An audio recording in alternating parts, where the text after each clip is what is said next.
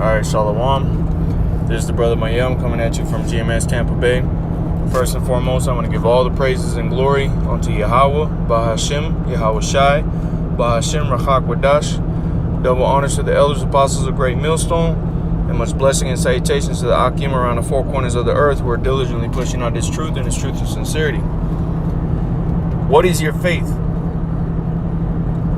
Alright? What is your faith? Alright? And the reason why I'm starting the lesson with a question is because you hear this saying a lot in the Christian community. Alright? You'll hear people always say, when you hear someone ask, what's your faith? People will say Christianity or Catholicism. What do people I've heard people personally say, or ask someone else, what's your faith? And the answer out here is, Catholic.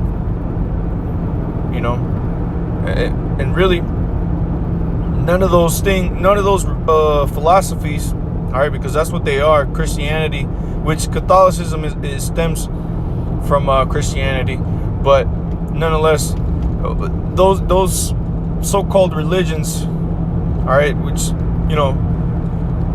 this truth is not a religion, all right. This truth is not a religion. This is the Bible, all right, is a book of history, all right, a book of laws, a book of customs, and a book of prophecies. All right, it's not a book of religion.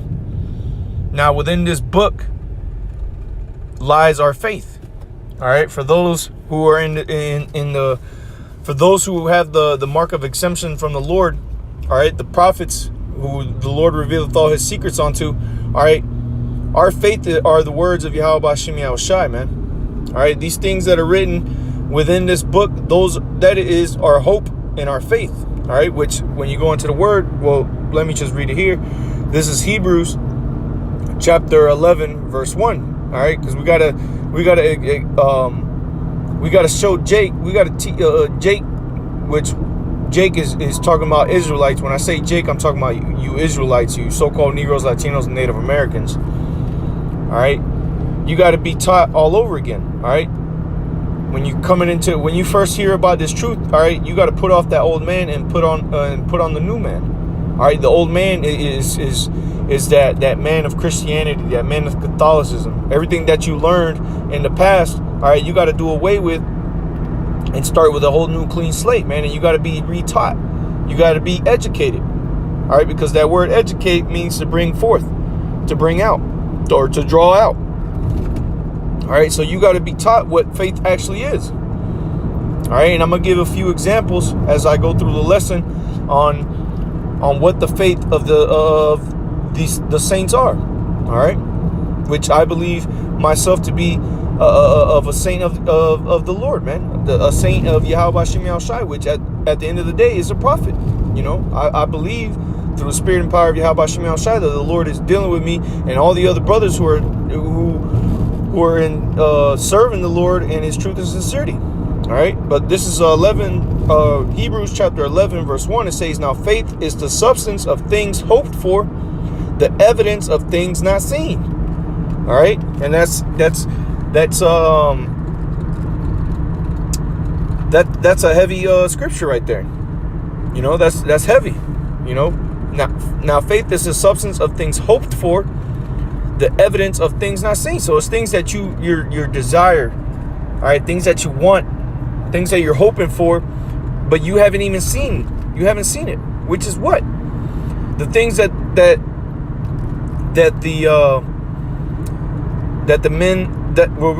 things that the Lord wrote onto his men, all right, of the things that were to come and the things that were to be given unto His servants. All right, that's first and foremost a part of our faith. All right, when someone comes to ask you, well, let me get this, because you see, when you're into this truth, and someone comes and asks you a question, man, you got to be ready to answer it, man, according to your faith. All right, according into what you believe in. All right, which the people of this world, they'll answer a question with what they believe in, all right, which is the things that they see, the things of this world, all right. But let me get this real quick. This is 1 Peter chapter 3 and verse 15. And Salakia, if I kind of go a little slow when I get precepts, I'm in the middle of in transit, so just bear with me. Baba Kashar. This is 1 Peter chapter 3 verse 15. It says, "But sanctify the Lord power in your hearts, and be ready always to give an answer to every man that asks you a reason of the hope." And remember, we read that faith is the substance of things hoped for, the evidence of things not seen. So it says, "Be ready always to give an answer to every man that asks you a reason of the hope that is in you with meekness and fear." So be always ready. Salakia. It said, "Be ready always to give an answer to every man that asks you a reason of the hope that is in you." Because you get a lot of these people. You get people that will come by camp and they'll see the signs. They'll see the so-called white man in chains. All right, they'll see the chariot sign. They'll see the missile sign. And guess what? All those things are things that we have faith in, because what we hope for them, we desire to see them, but what we haven't. But we know that they're gonna come, which is our faith, because we believe in it. All right, and it says, "Be ready always to give an answer to every man that asks you a reason of the hope that is in you, with meekness and fear." All right, because in this truth, you got to be humble, man. You got to have faith. You got to hope in these things that the Lord gave us, that told us that would come. But you have to, because we know that these words are going to come true, man. The Lord said that his word shall not go out void, but it shall return unto him, shall not return unto him void, but shall accomplish that which he spoke, roughly paraphrasing. All right, so we know that these things are going to come. We know that we're going to receive the kingdom of heaven. We know that the kingdom of heaven is for the elect. Well, for the Israelites, but mainly for the elect. All right, because we're his servants. All right, and the Lord promises those things. But what? We haven't seen the kingdom. We haven't even seen a spiritual. Well, we have seen some sort of spiritual powers, but we haven't seen the miracles, certain miracles. You know, we haven't seen the spiritual bodies, but what? We have faith that we're going to be given those things. All right, and we have to be ready to answer according to our hope, man, which is this word, man. All right, let me get that actually. Yep. All right, it's what is this? Psalms 119. 119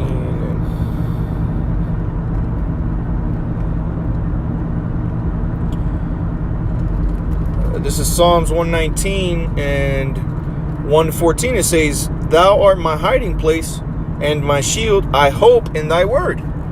So these words that are written, which was all given through the inspiration of the Most High, all right, this is what we hope in. This is where our faith lies in. All right, it's not in Christianity. It's not in Catholicism. All right, it's not in the so-called white man. All right, our faith lies in these words, man, which these words are the Lord, man.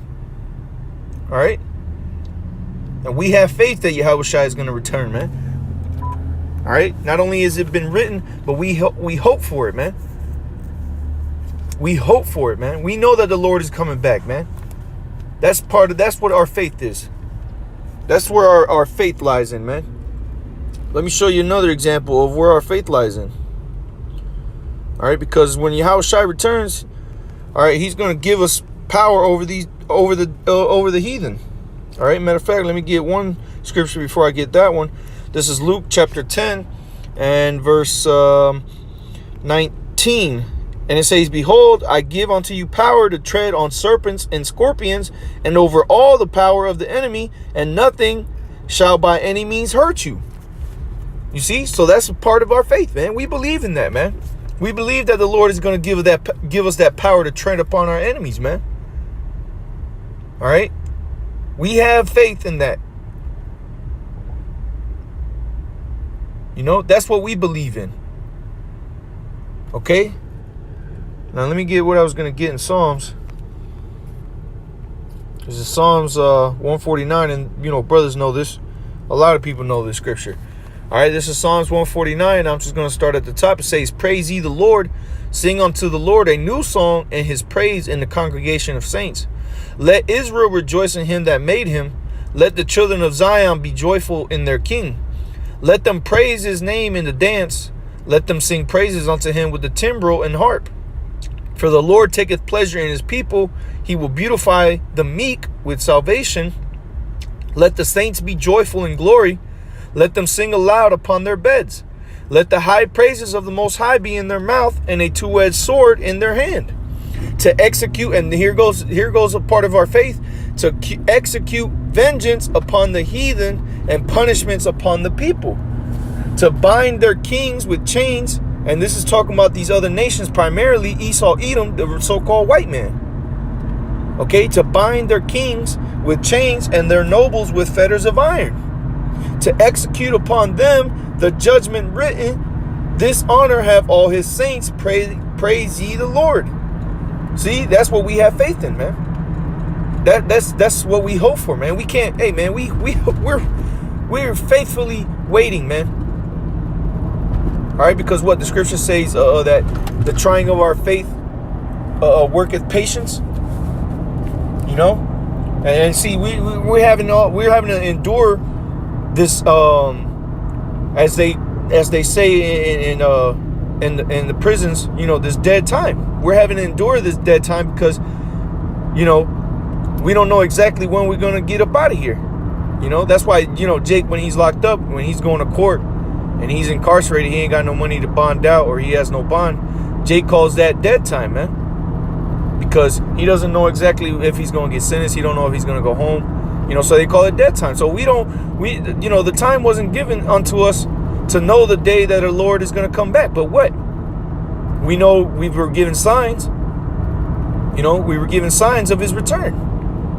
You know, and this right here, that we just finished reading, basically from 7 on down, let me read it again. It says, to execute vengeance upon the heathen and punishments upon the people. Verse 8, to bind their kings with chains and their nobles with fetters of iron, to execute upon them the judgment written. This honor have all his saints. Praise ye the Lord. That's what we have faith in, man. We have faith that the Lord is going to come and deliver the enemies into our hands, man. And he's going to give us the power to do those things, man. You know, we're going to get those powers to be able to do that. But we just have to patiently wait. You know, let me get another one. And this is another common precept that we always bring out. All right, keeping with the theme of our enemies. All right, this is Revelation chapter 13, verse 9. It says, if any man have an ear, let him hear. He that leadeth into captivity, which is the so-called white man, Esau, Edom, he led our people into captivity. And not only that, not only him, but the other nations did as well. You know, they made a confederacy against us, against the Israelites. All right, and it says, he that leadeth into captivity shall go into captivity. He that killeth with the sword must be killed with the sword. Here is the patience and the faith of the saints. So you want to, when people come up and they ask, well, what do you believe in? What's your faith? Oh, our faith is that you heathens, all right, primarily Esau, Edom, the red Hebrew Edomite, that we're going to put him in the chains, man. And that ultimately we're going to destroy him off the face of the earth. That's our faith, man. That's what we believe in. That's what we hope for, among other things, man. All right. Hey, we have hope and we have faith in the 2/3 getting put to death, man, because it's judgment, man. We read in Psalms 119, it says, in thy words I hope. In thy words I hope. I have hope. Roughly paraphrasing. Or I hope in thy words, man. My hope is in thy words. You know, and that's what we're waiting for, man. We're waiting. We can't. Hey, man, we're waiting to get our hands on you damn devils, man. And you devils, man. Hey, you, because like we read in Psalms 149, it says to take vengeance upon them. Hey, Because, you know, you get these people, oh, well, the Lord said vengeance. Yeah, you're right. The Lord did say, wait upon me to take for vengeance is mine. But what? The Lord is the king, man. The Lord doesn't have to do anything. He sends his men out to do his bidding. So when the Lord deems it time for him to take vengeance, he's going to use his men. And that's another thing that we hope for, man. We're hoping, and we have our faith lies in waiting for the Lord to give us that green light to take that vengeance, man. Which it will happen. But it's going to be according to the Lord, not according to our will. All right? Let me get this. Isaiah chapter 40 and verse 31. All right? Because this is how we're going to be taking vengeance, man. Well, this is a part of when we start to take that vengeance. It's Isaiah chapter 40 verse 31. It says, but they that wait upon the Lord shall renew their strength. They shall mount up. And we read that faith, the trying of our faith worketh patience, because we have to patiently wait for these things that we have hope for in. We have to patiently wait for our faith. You know, because the things that were promised unto us, these words, and remember our hope is within these words. All right? We're patiently waiting for these words to come to pass, man. This is why it's called prophecy, because the Lord said things would happen before they did. All right? It says, but they that wait upon the Lord shall renew their strength. They shall mount up with wings as eagles. They shall run and not be weary, and they shall walk and not faint. And you see, that's a part of an aspect of our faith, man. Getting them spiritual bodies, man. All right, because hey, when we get those spiritual bodies, man, it's game over for you devils, man. Then we're gonna be out here. What is that? Jeremiah 16 and 16. Let me get that real quick.